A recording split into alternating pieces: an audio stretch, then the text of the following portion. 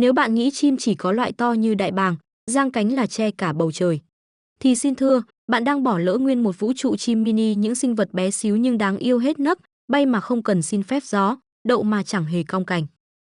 Trong thế giới loài chim, cũng có những chiếc bé xinh khiến bạn ngỡ như thiên nhiên tạo ra chỉ để tập thử.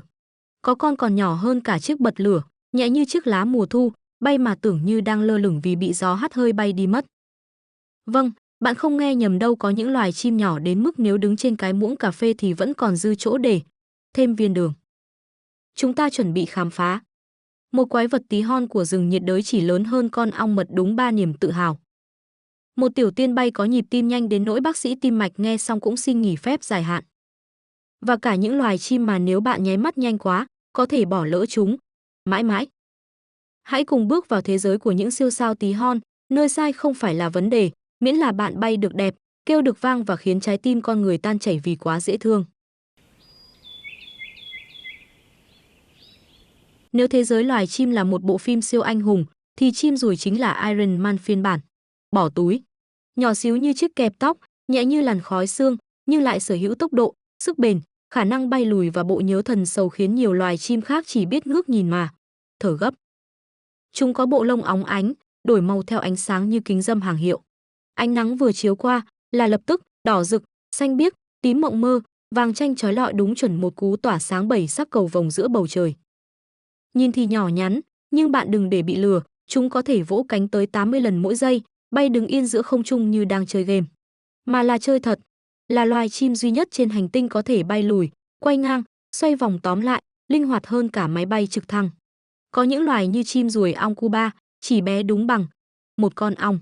Nặng vỏn vẹn 2 gram, tức là nếu vô tình hắt xì, bạn có thể thổi bay nó đi luôn, làm ơn đừng thử. Nhưng đừng tưởng nhỏ thì yếu. Chim ruồi có nhịp tim lên đến 1.200 lần trên phút, nhanh hơn cả thanh niên lần đầu tỏ tình.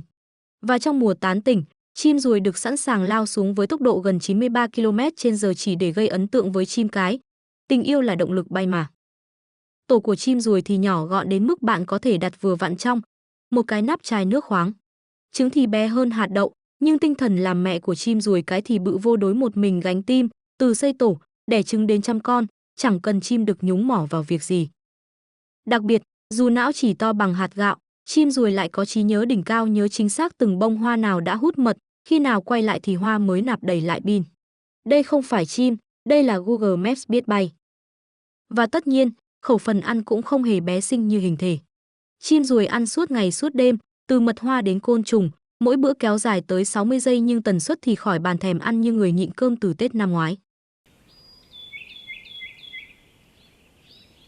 Nếu có một cuộc thi hoa hậu chim bé nhất hành tinh, thì chim chích lá Pygmy chắc chắn sẽ không chỉ vào chung kết, mà còn đội vương miện và bay đi mất vì quá nhẹ.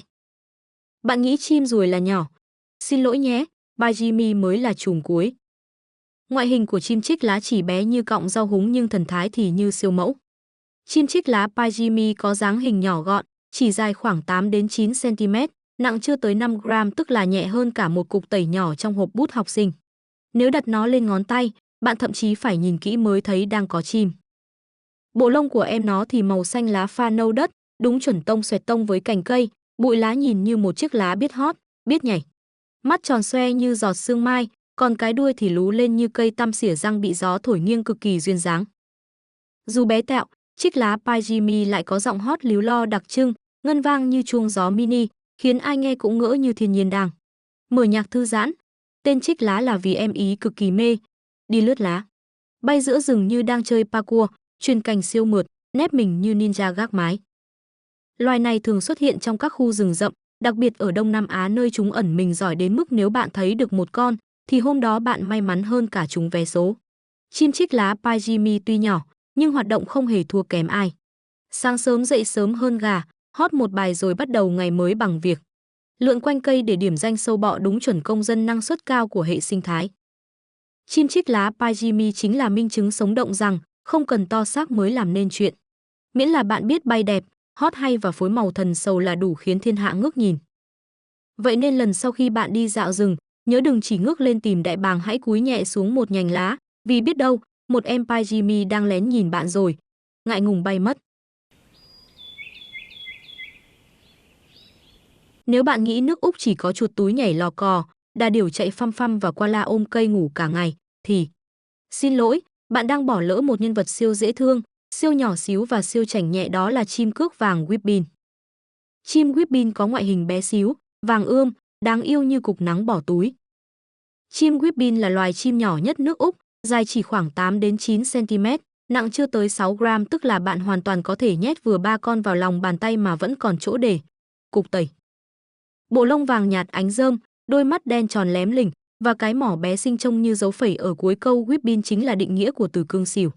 Nhìn nó như một cục bông biết bay, có thể đậu trên cành mỏng như sợi mì Ý. Nếu chim cánh cụt là quý ông mặc tuxedo, thì Whitbean là em bé mặc áo nắng mùa hè.